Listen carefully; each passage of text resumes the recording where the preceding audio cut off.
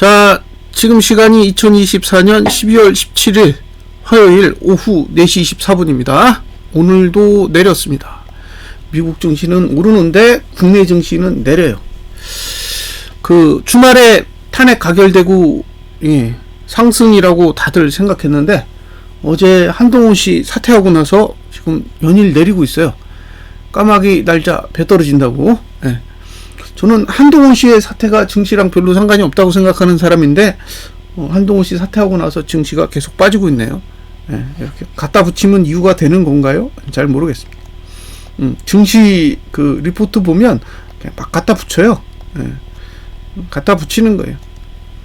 이런 이유로 내렸다, 이런 이유로 올랐다. 사실 아무런 상관이 없지 않나요? 그냥 오를 구조면 오르고 내릴 구조면 내리고. 이유라는 게 갖다 붙이기 나름이지, 이유가 있어서 오르고 이유가 있어서 내리나요? 그들 마음인 거지. 저는 그렇게 생각합니다. 투자자들 마음인 거지. 자, 일단 331.66에서는 벗어났으니까 이제 신규 매도는 월봉으로는 없고, 반대로 매수는 여기니까 318대 오지 않으면 월봉은 매수도 없는 거예요. 그러니까 그 사이에서 놀면 매수도 매도도 어떻게 할 수가 없어요. 근데 정작 주봉의 하단선은 월봉의 하단선보다 더 낮은 위치에 있기 때문에 사실 여기서 더 내린다고 해도 뭐 할 수 있는 말이 없습니다. 그러니까 올라가든지 내려가든지 방법이 없다는 거죠.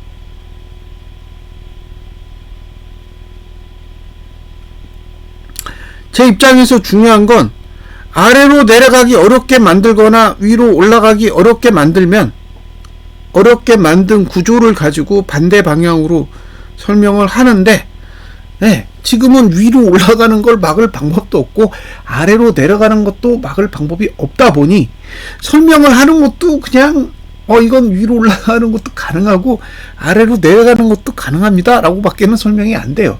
그러니까 동영상을 보는 사람 입장에서는 이게 뭔 소리야? 라고 해도 제가 변명할 방법이 없어요.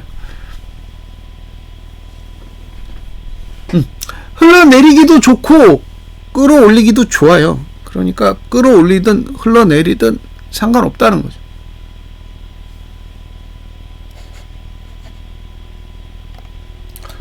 자, 이주봉 볼까요?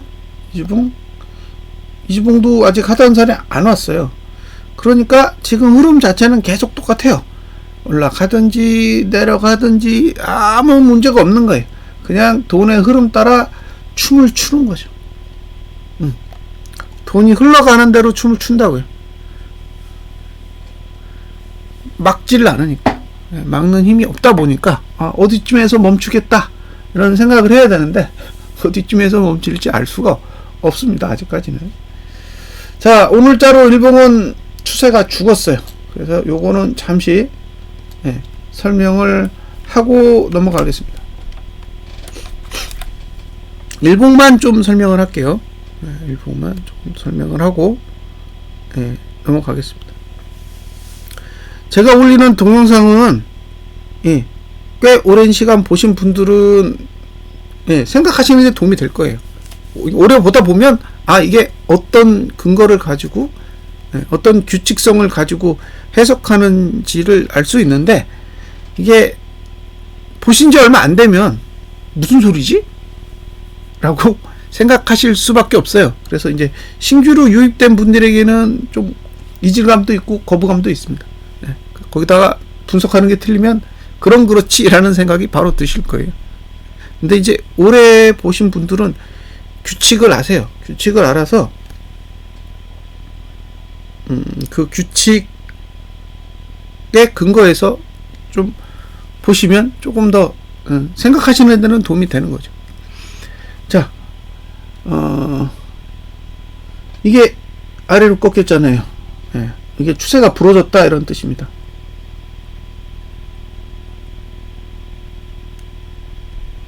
그러니까 일봉은 상승 추세가 끝난 거예요.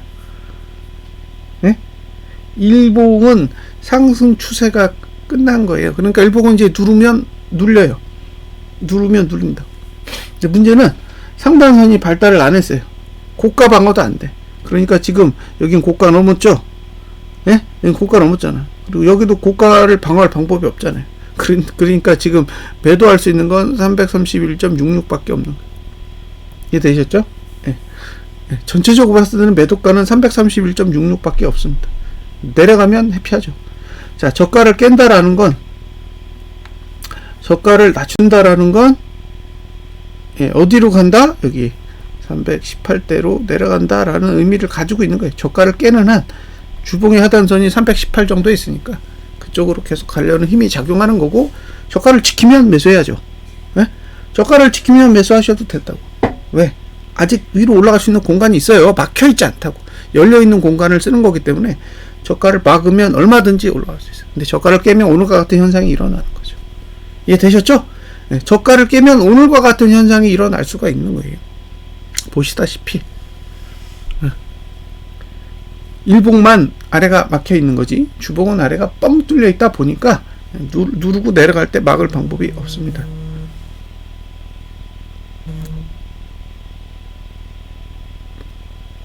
자, 그 다음에 지금 오늘이 1구간이잖아요.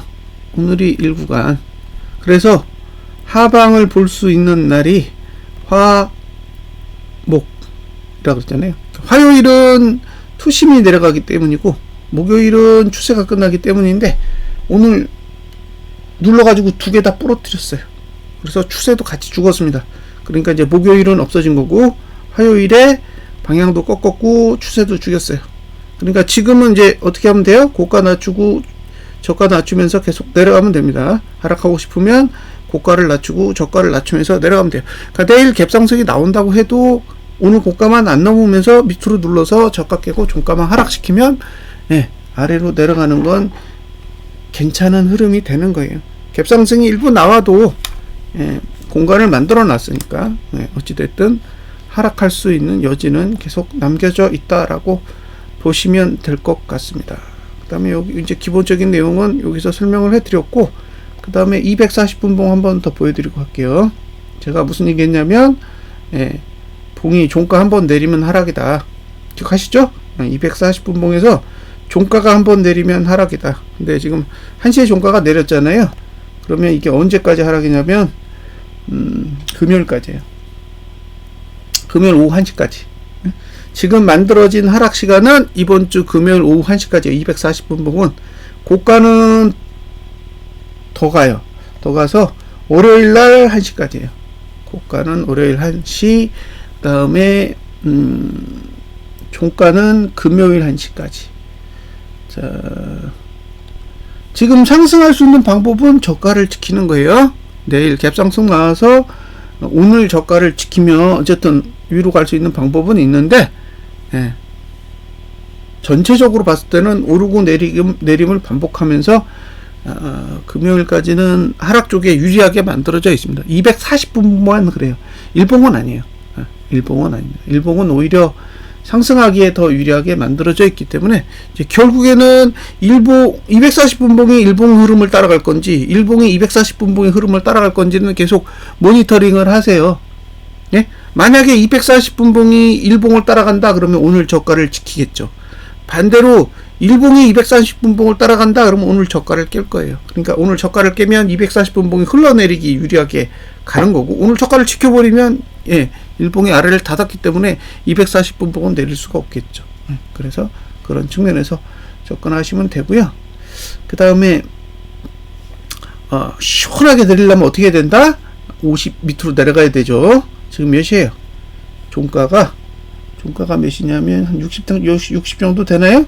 그러니까 얘가 50 밑으로 내려가려면 아직, 예, 한 번 더 내려야 되잖아요. 예, 그러니까 지금 상태에서 볼벤 20 하단선까지 가려면 적어도 종가가 한 번은 더 내려야 된다.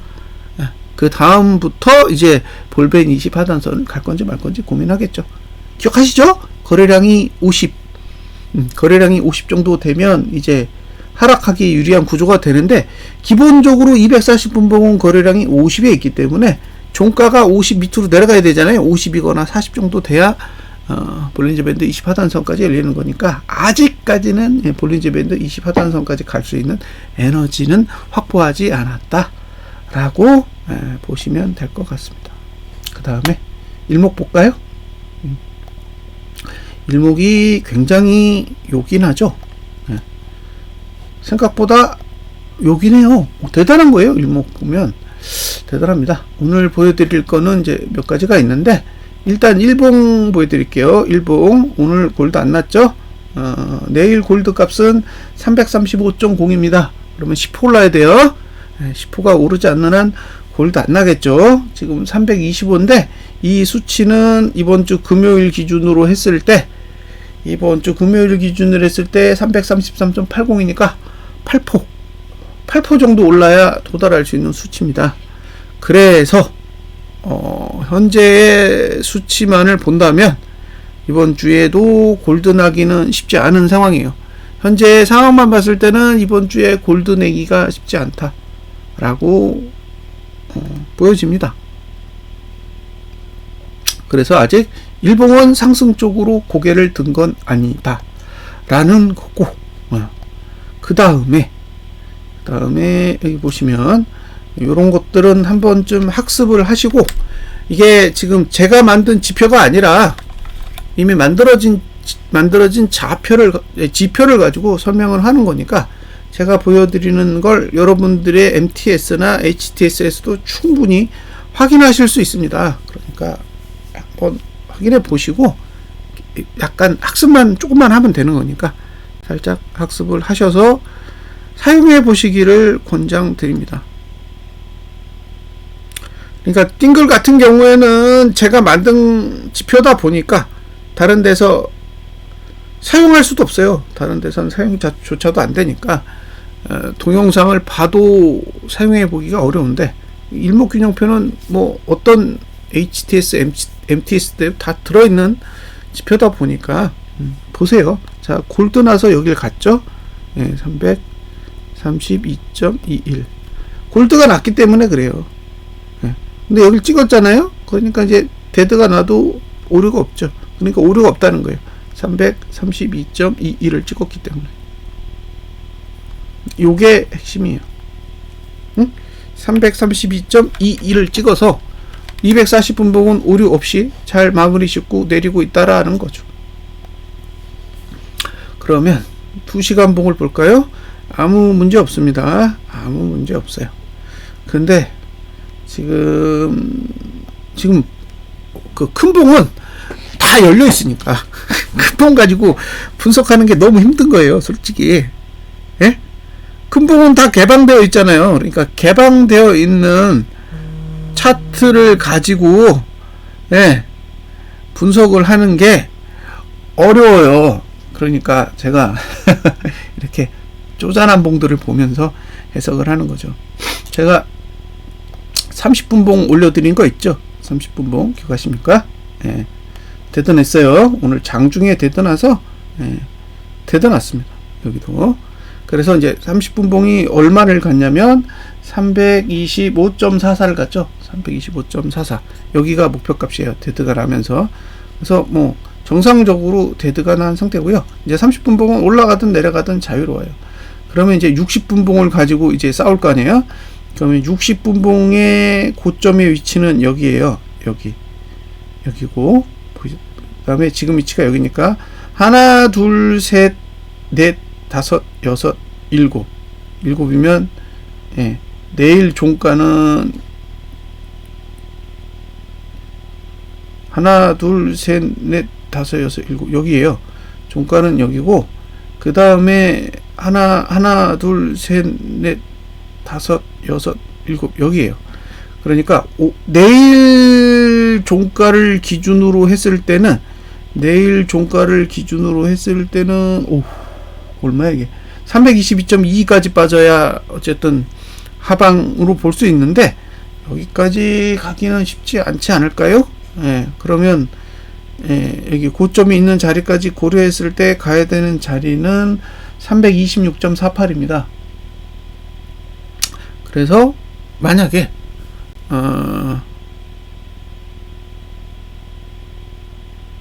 목요일 종가가 지금보다 낮으면 데드잖아요. 지금보다 낮다면 이 정도까지 내릴 수 있는 여지가 생기는 거겠죠. 이해되시죠? 네.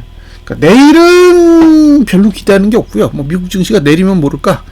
국내 증시만 봤을 때는 내일은 아직은 기대치가 없고, 내일보다 모레 목요일이 됐을 때 데드가 나느냐, 이 부분만 관찰을 해야 될 것 같아요. 그리고 4시간 봉의 역할이 다 끝났기 때문에 이제 일봉 싸움이에요. 일봉이 골드를 낼 수 있느냐, 예? 일봉이 골드를 낼 수 있느냐의 싸움. 이게 지금 남은 3일 동안에 지켜보셔야 될 문제고, 아직 2주봉은 지금 데드 상태를 계속 유지하고 있는데, 데드 상태를 유지하고 있잖아요. 근데 데드 상태를 유지하고는 있지만 이게 이번 주에 끝나는 게 아니잖아요. 다음 주에 끝나는 거다 보니까 어쨌든 계속 눈치를 봐야 됩니다. 뭐 이대로 끝나도 완성이니까. 이대로 끝나도 완성된다. 이걸 코스피 지수로 보면 내려왔잖아요. 예, 내려왔죠. 그래서 얼마다? 2474 아래에서 끝날 것 같다. 그러니까 올해 종가가 2474보다는 낮을 것 같은데, 2474보다는 낮을 것 같은데, 제가 생각하는 건 2377.76보다도 낮지 않을까. 예, 그래야 어쨌든 이제 올해를 마감하면서 대부분의 봉들이 하락을 완성하는 형태가 되는 거죠. 하락이 완성된다라는 의미는 상승할 수 있다라는 의미랑 같은 뜻이에요. 하락이 완성되지 않으면 반등 하락을 거치면서 계속 하락이 완성될 때까지 내려가는 구조가 필요하지만, 하락이 완성되고 나면 더 떨어지든 올라가든 상관없으니까, 내년 초에 상승을 하려는 의지가 있다면 반대로 올해 마감을 해주고 끝내주는 게 오히려 더 낫지 않을까라는 판단을 하고 있습니다. 물론 제 개인적인 판단이죠. 제가 분석을 하는 게 제 개인적인 판단이지, 어디서 객관적인 근거나 뭐 이런 건 없어요. 없다고 해야지. 그냥 제가 생각하는 관점을 설명해 드리는 것에 불과합니다.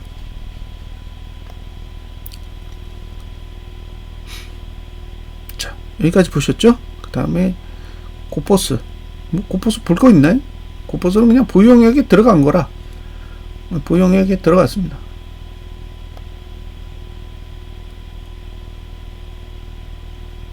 예, 할 수 있는 게 없어요. 보유 영역에 그냥 들어갔습니다.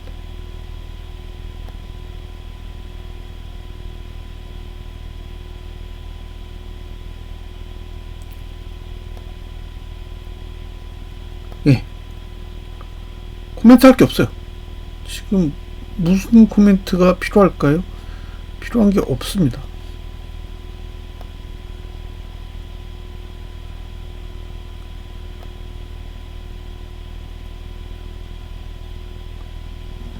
네, 설명할 수 있는 게 없어요.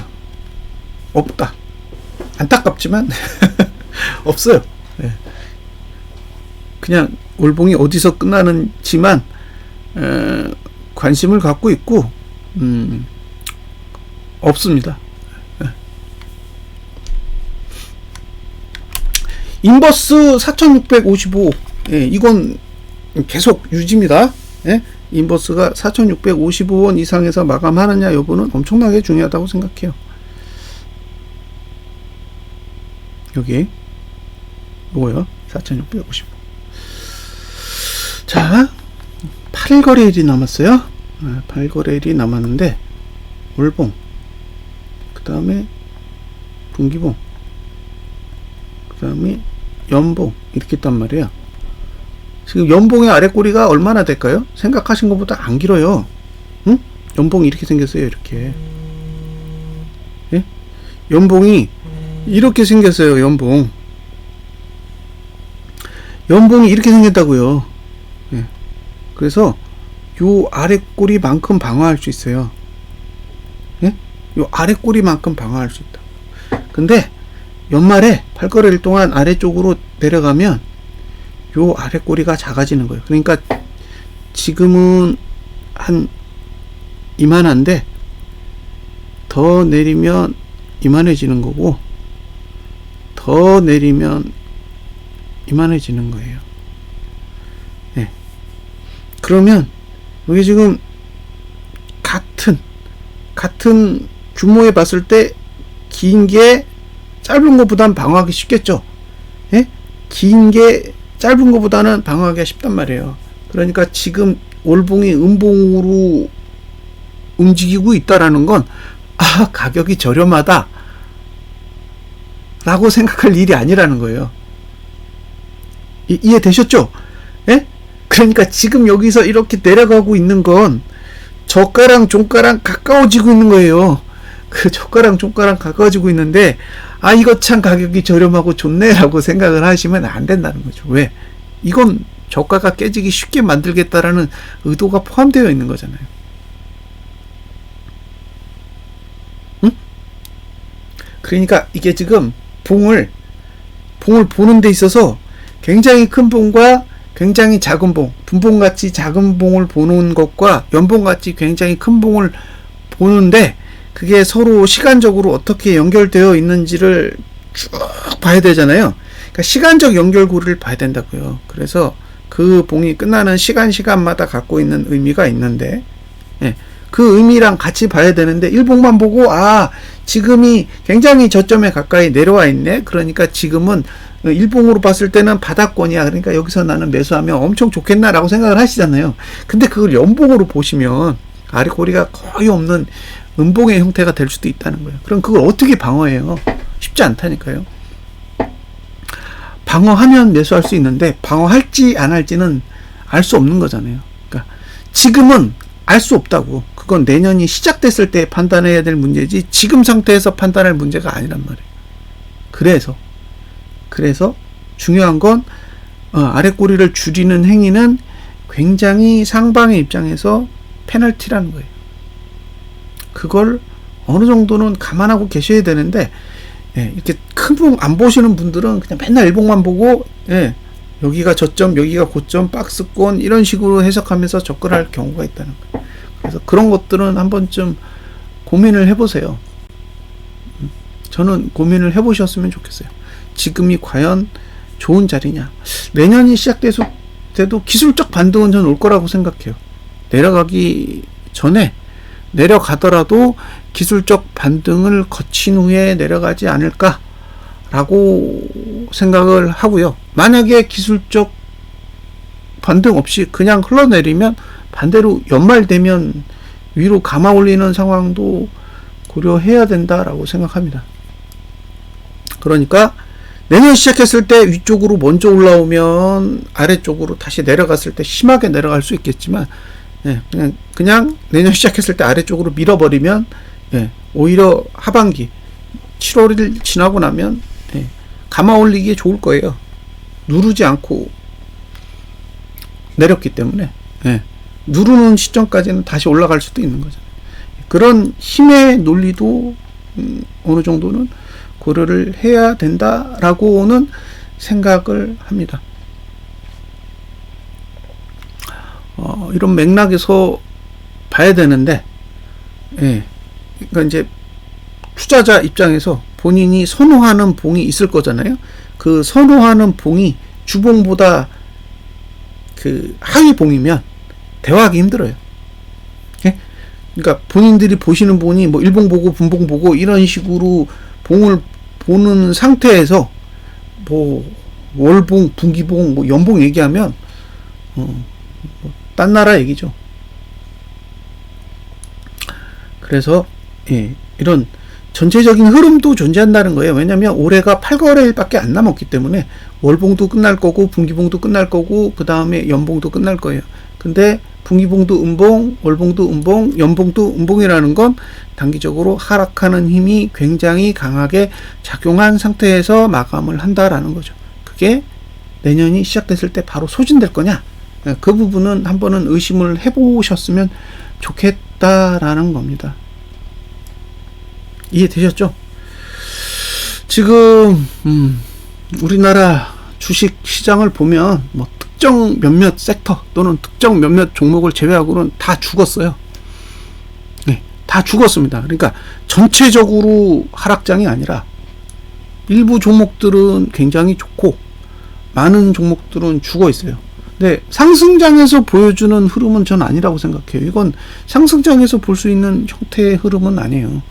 상승장이 고점 대비 70%가 빠지나요? 그렇지는 않다고 보는 거죠. 고점 대비 70% 빠지는 종목들, 뭐 LG화학, 그 다음에 NC소프트, 롯데케미칼, 뭐 그런 종목들 있잖아요.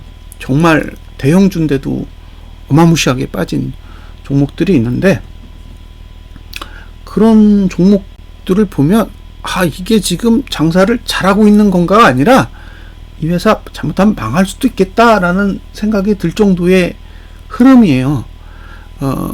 그 예전에 치킨 게임 하던, 반도체 치킨 게임 하던 시절에 마이크론 차트를 한번 찾아서 보십시오. 그러면 지금의 LG화학 차트나 롯데케미칼 차트랑 굉장히 비슷해요. 네? 되게 비슷하다고요. 그래서 한번 찾아보시고, 그 다음에 그 2000년 초반인가요? 그때 그 디스플레이 전쟁 한번 했잖아요. 그러니까 반도체 전쟁도 했고, 그 다음에 디스플레이 전쟁도 했단 말이에요. 그러니까 반도체 전쟁은 삼성전자랑 그 뭐 나냐, 하이닉스, 뭐 일본의 도시바, 뭐 그 미국의 마이크론, 이런 회사들이 전쟁을 한 거고, 디스플레이는 뭐 샤프, 소니, 그죠?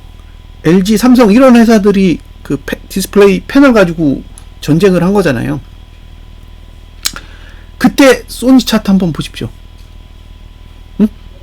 그 트리니트론 브라운관으로 세계를 제패했던 소니가 어떻게 몰락했는지 한번 보시면 도움이 되실 겁니다. 근데 그때의 소니 차트, 그때의 마이크론 차트가 지금의 LG화학, 롯데케미칼 차트랑 거의 똑같아요. 그 얘기는 단순하게 이게 주가가 빠진 게 아니라 그 회사의 존망을 가를 정도의 위기가 왔다는 거죠. 네. 그래서 굉장히 심각하게 바라보셔야 되지 않나라는 생각이 듭니다. 그러니까 뭐 다른 종목들 중에는 그냥 업황에 따라 사이클이 이렇게 빠졌다 올랐다 빠졌다 올랐다 이럴 수가 있는데, 지금 특정 섹터의 종목들은 그런 사이클의 문제가 아니라 그냥 회사 자체가 사라질 수도 있겠다라는 위기를 느낄 정도의 흐름처럼 보이는 종목들이 보인다라는 건 조금 심각하게 느껴집니다.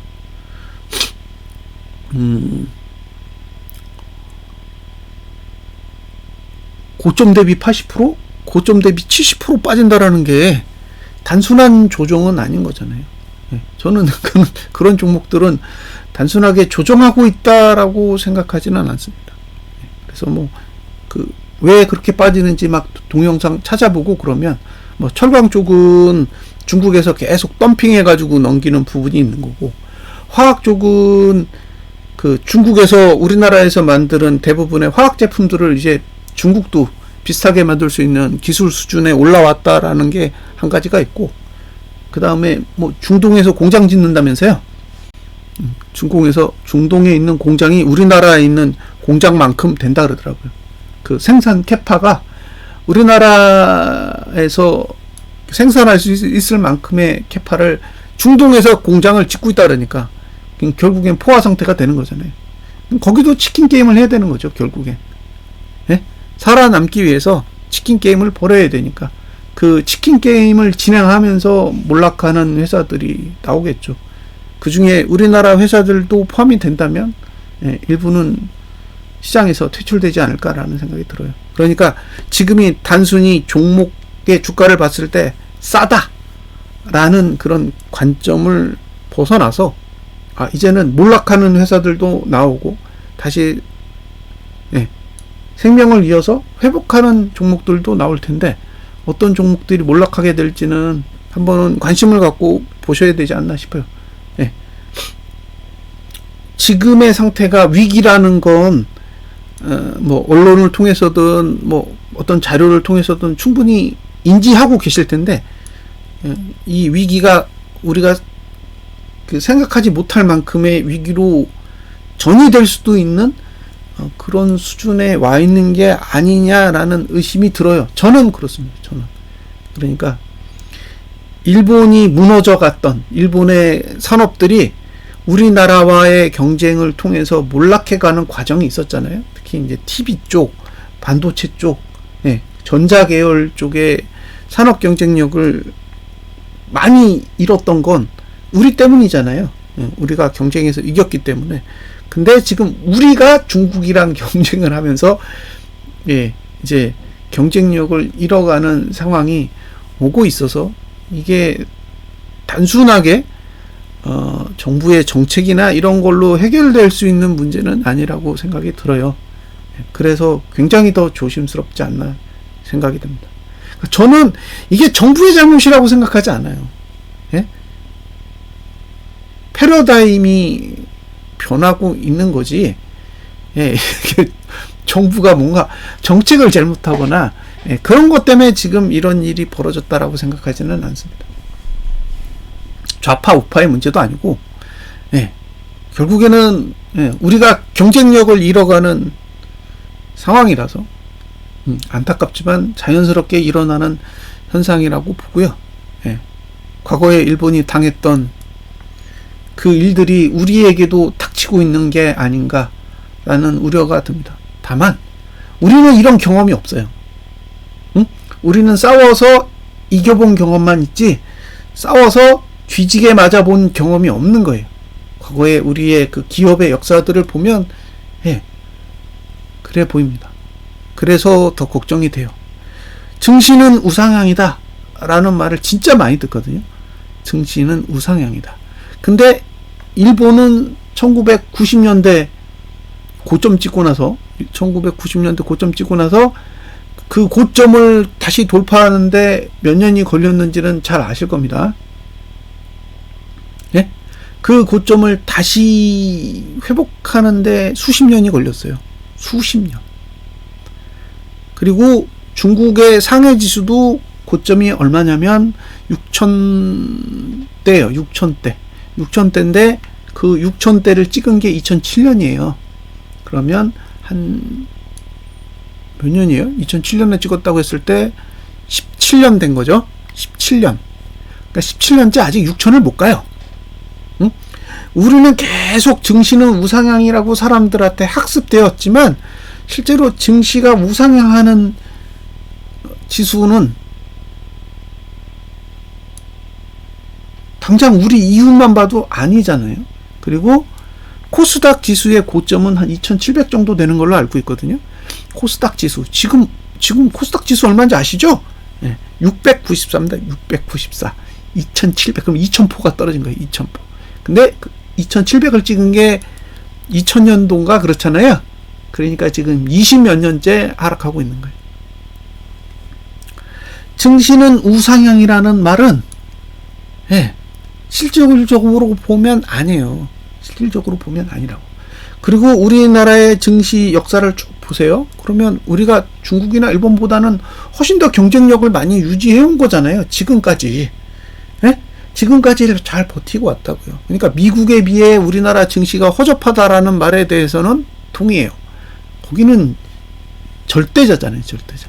근데 우리 증시가 일본이나 중국에 비해 허접하냐라고 했을 때는 나름대로 경쟁력을 유지해 온 게 아니냐라는 생각을 하는 거죠. 근데 계속 1등하고만 비교하는 거잖아요, 지금. 사람들이 전교 1등하고만 비교하는 거예요. 저기 다른 반 애들이랑 비교해 보면 나름대로 좋은 성적을 거두고 있는 나라라고 생각합니다. 다만 지금의 위기를 어떻게 벗어날 수 있을지는 조금 더 심각하게 바라봐 주시면 어떨까 생각해요. 오늘 2차 전지 많이 내렸죠? 2차 전지 많이 내렸습니다. 미국 증시는 내리는데 우리는 2차 전지가 박살났죠. 자, 이제 올해 8거래일이 남았고 저는 사실 2377.76 아래에서 끝난다라고 주장을 하고 있는 입장이라서 지수가 내리면 지수가 내리는 거에 대해서 굉장히 호의적으로 생각하는 거죠. 제가 그렇게 주장을 하고 있으니까. 증시가 오르면 오히려 욕먹는 상황인 거잖아요. 저는 저는 계속 주장이 반등이 나와도 아래쪽으로 내려갈 거고 반등이 나와도 아래쪽에 내려갈 거라고 주장을 하고 있는 입장이라서 지수가 내렸을 때 오히려 분석이 잘 맞네 라고 떠들 수 있는 입장입니다. 예. 반면에 이제 주식 투자하시는 분들에게는 지금 흐름이 굉장히 고통스럽겠죠. 예. 근데 제가 그분들한테 뭐 제가 하방에 관심 있는 사람이다 보니까 뭐 하방이 좋다 바람직하다라고 이야기는 할 수 있어도 예. 그분들 투자하는데 뭐 나쁜 이야기를 할 필요는 없는 거잖아요. 예. 제가 증시를 조종할 수 있는 입장이 아니다 보니까 예. 그분들이 좋은 결과를 내기를 바라지만 예. 그분들에게 생각을 해봐야 될 부분도 말씀을 드리는 게 저는 맞다고 생각합니다. 예. 제가 옳기 때문에 이런 얘기를 하는 게 아니라 제가 이런 생각을 하고 있기 때문에 이런 얘기를 하는 거예요. 틀리면 욕먹는 거고 욕먹어도 하는 수 없는 거고 예. 뭐 달라지는 게 없잖아요. 어차피 얘기는 다 한 거라. 자, 이제 현물을 볼 건데 현물을 봤더니 지금 외국인도 2조를 팔았고 개인도 2조를 팔았어요. 예? 이상해졌어요. 이상해졌다고.